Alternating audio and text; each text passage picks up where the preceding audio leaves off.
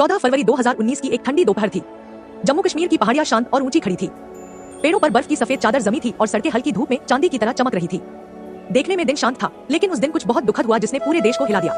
एक छोटे से शहर में 10 साल का लड़का अयान स्कूल से घर लौटा। उसने देखा कि उसकी अम्मी टीवी के सामने चुपचाप बैठी है। समाचार में सेंट्रल रिजर्व पुलिस फोर्स के बहादुर जवानों की तस्वीरें दिखाई जा रही थी। पुलवामा में उन पर हमला हुआ था। अयान सब कुछ पूरी तरह समझ नहीं पा रहा था, लेकिन उसने अपनी अम्मी की आंखों में आंसू देख लिए। अम्मी, आप रो क्यों रही हैं? उसने धीरे से पूछा। अम्मी ने उसे गले लगाते हुए कहा, कुछ बहुत बहादुर जवान आज हमें सुरक्षित रखने की कोशिश करते हुए शहीद हो गए। अयान के दिल में एक अजीब सा दर्द उठा। उसके चाचा भी फौज में थे। उसने सोचा, उन जवानों के परिवार कितने दुखी होंगे। अगले दिन स्कूल में प्रार्थना सभा हुई। प्रधानाचार्य ने गंभीर स्वर में कहा, बच्चों, कल हमारे देश के लिए बहुत दुखद दिन था। कई बहादुर सैनिकों ने देश की रक्षा करते हुए अपने प्राण न्यौछावर कर दिए। पूरा हॉल 2 मिनट के मौन में खड़ा रहा। बाहर चहकने वाले पक्षी भी जैसे शांत हो गए थे।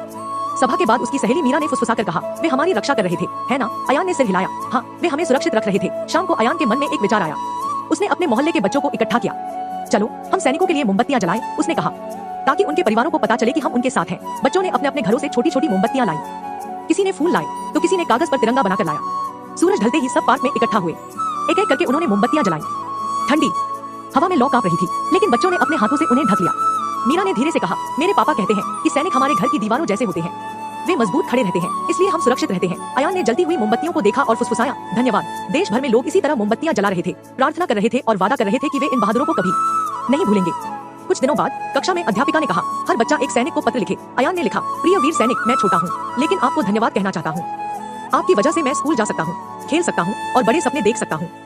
मैं वादा करता हूँ कि एक अच्छा नागरिक बनूंगा और अपने देश का नाम रोशन करूंगा। पत्र लिखने के बाद अयान को गर्व महसूस हुआ। उसने समझा कि वह छोटा जरूर है, लेकिन अपने सम्मान और आभार से वह भी कुछ कर सकता है। 14 फरवरी 2019 का दिन एक काला दिन बन गया, लेकिन उसी दिन बच्चों ने बहादुरी, एकता और देशभक्ति का असली अर्थ भी सीखा। अयान की अम्मी अक्सर कहती थी, सच्चे नायक वही होते हैं जो दूसरों की रक्षा के लिए अपना सब कुछ न्यौछावर कर देते हैं। समय बीतता गया, लेकिन जब भी अयान तिरंगे को हवा में लहराते देखता, उसे पार्क में जलती छोटी छोटी मोमबत्तियां याद आ जाती। उसे याद आता कि अंधेरे में छोटी रोशनी भी बहुत मायने रखती है। और उसके दिल में एक वादा हमेशा जीवित रहा, वह हमेशा इंडिया के उन वीर जवानों के बलिदान का सम्मान करेगा। कहानी की सीख, हमें हमेशा उन वीरों का सम्मान और स्मरण करना चाहिए जो हमारी सुरक्षा के लिए अपना जीवन न्यौछावर करते हैं। छोटी सी कृतज्ञता भी बहादुरी की लौ को जलाए रख सकती है।